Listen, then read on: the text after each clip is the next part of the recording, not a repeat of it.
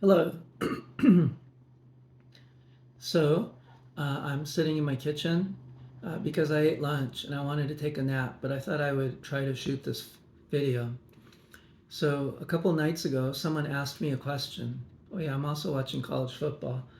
So, someone asked me a question, and the question was something along the lines of, have you learned to relax? And he had put the word relax into quotes, in quotes. Um, so that question for me is not interesting because I could just say something like, maybe, I don't know. And I think that would be my answer. But what I hear underneath that question is really another related question, which is more like, how can I learn to relax? Or how do you learn to relax? And so I thought I would make a series of videos around that question. And so when I read the question, a poem occurred to me. And the poem is by the poet Robert Browning. And if you're interested, you might just Google Pippa's Song by Robert Browning, Pippa. And I'm going to read it. Now, the poem is only 8 lines long, and every line, oh no, almost every line has a contraction. Like instead of the year is, it goes the years. The first line is the years at the spring. But really, it's a contraction, so it's the year is at the spring. Even though I'll be ruining the poem, I suppose for some purists, I'm going to read it here without the contractions to make it easier to understand. By the way, I'm holding this phone with my hand the whole time. So here it goes. The year is at the spring. The day is at the morn. Mornings at 7. The hillsides is dew pearled. The lark is on the wing. The snail is on the thorn. God is in his heaven. All is right with the world. Yeah, that's the poem. I would say a summary of this entire, well, it's not a long poem, but this entire poem might be everything is as it should be. That might be one way of summarizing the poem. All's right with the world. I may have read some of the contractions now that I think about it. But anyway, it's not that important. Wait, does this make me look better? I look straight on instead of down or above. Anyways, I wonder how you react when you hear that poem. Or I wonder how you react if I say to you, suppose you're miserable and I say, everything is as it should be. You might be like, fuck you, Yuichi, or screw you. I wonder if I can say words like that. I guess I can. Let me switch my hand. Oh, yeah. So, I think one reaction to this poem might be something along the lines of fuck you. They might be like, look, there's wars, murders, rapes, all sorts of injustices going on in the world, and how can you sit there in your religious denial and say all's right with the world? Right? That I think that's a one kind of reaction that might be fairly typical, especially if the person is unhappy or angry or whatever. Or even if they're not, maybe they want to they identify themselves as some kind of like a caring person about others, and so they might react to this poem in the way that I just described. And I think it's not wrong, right? In an intellectual or even factual manner, the person making such an argument against this poem, I think, has a legitimate point. I think another way of reacting to this poem might be something like, "Oh, yeah, this poet speaks of a kind of a time in my life when I felt this way, or moments in my life when I can glimpse this way of looking at things. How lovely that is." Yeah. And maybe some people are like, I feel that way right now. I don't know. So, but I think of those two as the two primary ways in which one can sort of engage with this poem.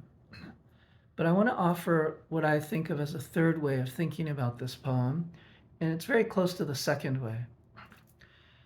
Uh, but before I talk about that, I wanted to go on a slight detour. So the detour is like this. Um, Most of you watching this, all four of you, or five maybe, um, are likely familiar with the Buddha, this character who supposedly lived about 2,500 years ago and gave various teachings. And oftentimes we refer to this man as the historical Buddha. The historical Buddha says to distinguish him from, let's say, other Buddhas that have arrived in people's imagination, or we could say visions, or any future Buddhas, or any prehistoric Buddhas that may have arrived, right? So the historical Buddha, Shakyamuni, little before Christ, or the appearance of Jesus Christ.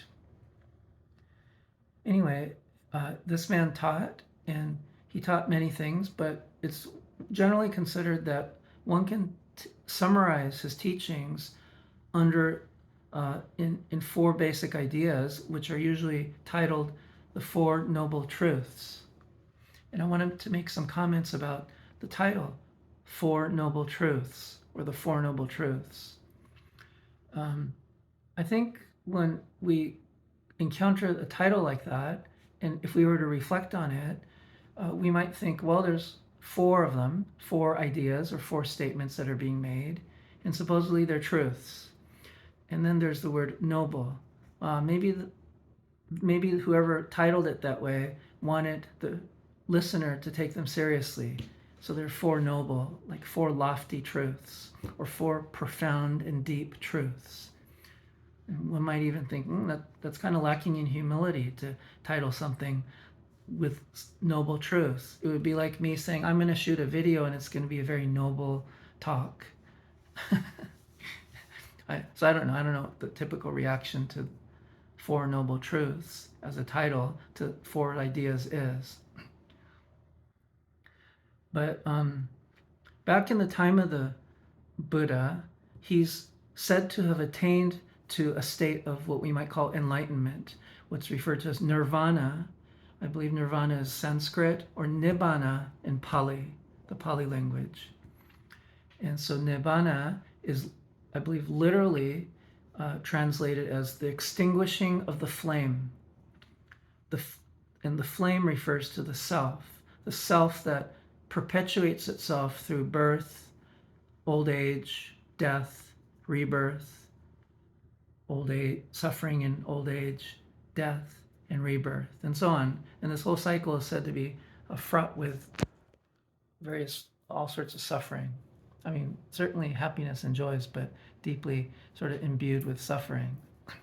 And so nibbana refers to, so the fire is that continued self, extinguishing of the fires, extinguishing of that self. And so enlightenment, complete freedom from self, from ego, we could call it. We could think of it as. And so this Buddha taught, and he taught many, and many of those who received his teachings then put the teachings into practice and also extinguished that same flame. And they too are said to have attained nirvana. And there's a title given to these enlightened practitioners. So they never have to return. And they don't have to be reborn as humans or dogs or flies or into hell or as a god. But anyway, the title is Noble Ones, or the Noble Ones. So if you encountered, or if you saw a retinue of enlightened beings, one might say, oh, there go the Noble Ones. So going back to the title, the Four Noble Truths, it doesn't refer to the fact that there are these four ideas that are supposedly lofty and noble. It's not, the word noble doesn't sit there as an adjective to the word truth, but rather the real meaning of the title is these are truths as held by the noble ones. In other words, this is the perception upon reality and upon life and death as seen by those who have attained to enlightenment. And right, so now one can take a view of so one could, suppose one reads the Four Noble Truths or hears about them, And let's suppose one's initial knee-jerk reaction is, I don't know, these sound like any other ideas. In fact, I disagree with most of them, or these don't seem like good ideas. But I think it's helpful to remember that these aren't just ideas, but supposedly, right? Supposedly, if we take it at face value, this is the perception of reality as held by those who might be a little better, a little freer than ourselves. Now, you might think, well, no, I'm not going to say, I'm not going to go down that line. Let me actually end this and start a new one.